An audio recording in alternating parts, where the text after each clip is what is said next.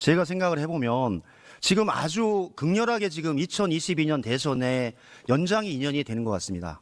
이재명 후보와 윤석열 후보가 대선이 끝나면 보통 양 후보가 대통령 시기에 아주 극렬하게 부딪히고 충돌하고 주장하고 공격을 하지만 대선이 끝난 이후에는 제가 보기에는 대선 시기에 있었던 여러 가지 사건에 대해서 고소고발을 취하고 대통합을 통해서 새로운 정부의 동력을 국민통합과 정치통합을 통해서 만들어 나갔던 것이 그동안의 정치권의 상례였습니다. 특별하게 2002년에 차떼기 사건을 제외하고는 그렇게 됐습니다. 해당 시기에 노무현 이해창 후보 간의 그 관계 이후 노세훈법 이후에 공직선거법이 개정되고 난 이후에는 그렇게 된 것이 대통령 선거였습니다. 이명박 대통령과 정동영 후보가 결정했을 때 이명박 대통령이 선거 이후에 정동영 후보를 피선거권을 박탈하기 위해서 선거 시기에 고소고발된 내용으로 수사한 적이 없습니다. 박근혜 대통령과 문재인 대통령 시기도 똑같습니다. 문재인 대통령과 홍준표 후보의 과정에서도 엄청나게 격렬하게 싸웠지만 대선 이후 고소고발을 취하고 국민통합과 정치통합을 통해서 새로운 정부를 만들어가는 것이 저는 정치가 가지고 있는 순기능이라고 생각을 합니다. 그런데 이 정치가 사법화된 계기가 전 이번에 있었다고 생각을 합니다. 굳이 이렇게 정치가 사법화로 가서 항상 서초동과 법원을 바라보는 정치를 해야 될 것인가에 대한 이것이 정치권 저희들도 사실은 고민하고 있고 그런 식으로는 정치도 발전하지 않고 나라도 발전하지 않는다. 그런 생각이 많이 들었습니다. 그래서 내일 이재명 대표가 재판을 받는데 한번 제가 복기를 해봤습니다. 한번 저 자료를 보시면요. 저 사실입니다. 허위사실 공표죄로 내일 재판을 받는데 저는 사실은 공직선거법은 저는 누구의 피선거권을 박탈하거나 처벌하기 위한 법률이 아니라 양 후보 간에 경쟁하는 후보 간에 공정한 룰을 가지고 선거를 하라. 그 범위를 벗어나지 마라. 그런 취지에서 공선법을 만들었지 공선법을 가지고 선거 이후에 한 후보의 피선거권을 박탈하고 정치적 살인을 하고 민주당의 유죄를 때려서 100만 원 이상을 때려서 433억 선거 보전권을 반환시켜 민주당을 해체시키는 그런 용도로 공선법이 작용하라고 한 취지는 아닙니다. 보듯이 저게 대통령 후보식의 발언입니다. 김문기 처장을 개인적, 시정적 알아주셨습니까? 시장 재직 때는 몰랐어요. 제가 이분을 알게 된 것은 제가 도지사가 된 다음에 도지사가 돼서 재판을 받을 때 이 사람의 존재를 정확히 알고 전화를 통해서 자주 통화했다. 윤석열 후보, 김만배입니다. 똑같습니다. 대장동의 핵심 주범이었습니다. 그래서 물어본 거겠죠. 전화 통화한 적이 없다. 또 물어봤어요. 박영수 특검 회식 자리에 동석했다는데 물어봤습니다. 그러니까 또 김만배 회식에 왔던 것 기억난다. 그런데 제가 부른 게 아니고 개인적인 관계 없다. 동일합니다. 발언이거든요. 이것이 무슨 돈이나 조직을 이용해서 선거를 움직이는 것이 아니고 해당 시기의 발언이 3,370만 명이 22년 대선에 투표했고 24만 명 0.7% 차이의 투표가 났었는데 저도 기억하지 못하고 제가 보기엔 국민의힘 후보도 저 발언의 허위사실을 가지고 이렇게까지 올지는 이해하지 못했습니다. 넘겨주세요. 그런데 동일하게 허위사실 공표를 가지고 이재명 후보는 징역 2년을 구형하고 윤석열 후보는 불기소했습니다. 김만배에 대한 친분관계, 김문기에 대한 친분관계 똑같습니다. 이후에 기소장 변경을 해서 알고 있었다는 교유의 문제로 공소장을 마지막에 변경을 한 겁니다. 그런데 평가 내지 의견 표현에 불과, 국민 상대로 거짓말 증대, 이렇게 해서 검찰이 동일한 사건을 다른 방식으로 기소와 2년 구형이라고 하는 것을 이걸 어떻게 공정하다고 볼 수 있겠습니까? 넘겨주세요. 대선 기간 중에 사안을 보면요. 훨씬 더 많은 허위사실이 있었습니다. 윤석열 대통령의 발언 중 저희 집사람이 오히려 손해보고 그냥 나왔습니다. 도이치모터스 사건에 대한 2021년 10월 경선 토론회 중 발언입니다. 손실을 봐서 저희 집사람은 거기서 안 되겠다 해서 돈을 빼고 그 사람하고는 절연했습니다. 아무 적이 없습니다. 했는데 실제로는 검찰 수사에 의해서 마지막까지 통장까지 빌려주면서 거래를 했고 주가 오를 때 김 여사가 마지막 검찰의 소환 조사에서 본인이 직접 투자했다고까지 말을 했습니다. 두 번째, 아래 사실도 마찬가지입니다.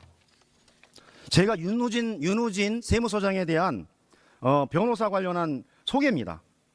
제가 굳이 변호사 소개할 위치도 아니고 해서 윤호진 변호사 소개하지 않았다라고 얘기를 했지만 윤호진 변호사는 윤석열 선배가 보냈습니다 해서 만나보라고 해서 왔습니다. 명백한 대선 시기 토론회 시기에 허위 사실입니다. 저는 그래서 이 문제를 제가 거론하는 것은 이런 문제로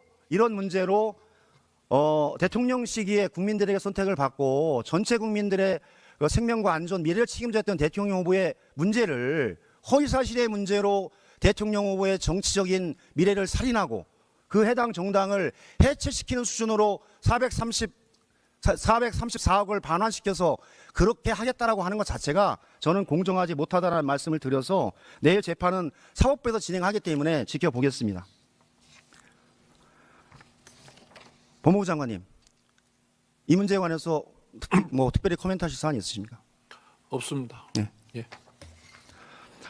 법무부 관련해서 법무부 장관님, 지난 11일 성남지원 재판부가 성남FC 불법 후원금 사건 재판 중 정승원 검사에 대해 퇴정 조치를 지시하였습니다. 이 사안 알고 계시죠? 알고 계시죠? 어떻게 생각하십니까?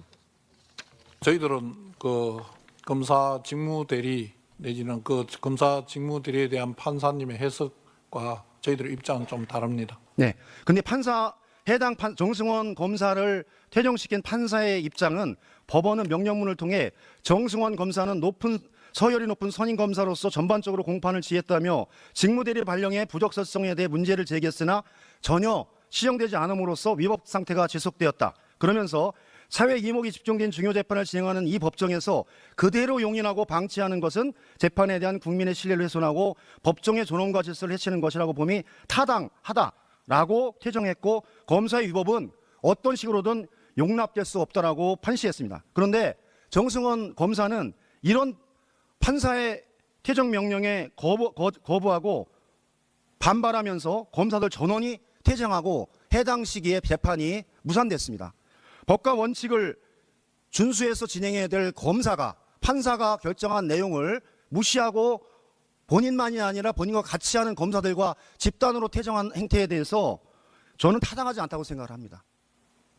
행정처장님, 해당 시기에 성남 지원의 판사의 결정과 조치에 대한 처장님의 생각은 어떠십니까? 예, 저도 예전에 형사재판을 조금 해봤기 때문에 예전에는 지금처럼 이제 공판검사가 전문화되지 않은 그런 시대라서 공판검사가 법정에 들어와도 사건을 제대로 파악하지 못한 경우가 많아서 그때는 이제 수사검사가 직관하는 경우도 종종 있었던 걸로 기억합니다. 다만 지금은 이제 공판검사가 전문화되어가는 추세에 있고 지금 과도기로 알고 있습니다. 그래서 과도기 중에 일어난 사건으로 제가 알고 있고 구체적인 그 해당 적법성 여부에 대해서는 형사소송법이라든지 검찰청법이라든지 여러 가지를 종합해서 판단을 해야 되는 재판 사항으로 된 것으로 알고 있습니다. 네.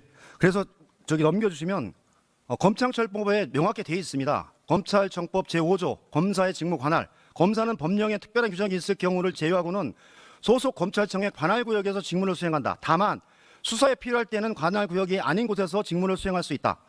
즉 성남지청의 검사 간에 수사에 관해서 관할 구역이 아닌 곳에서 수사에 관해서는 관할 구역이 아닌 곳으로 직무를 수행할 수 있습니다.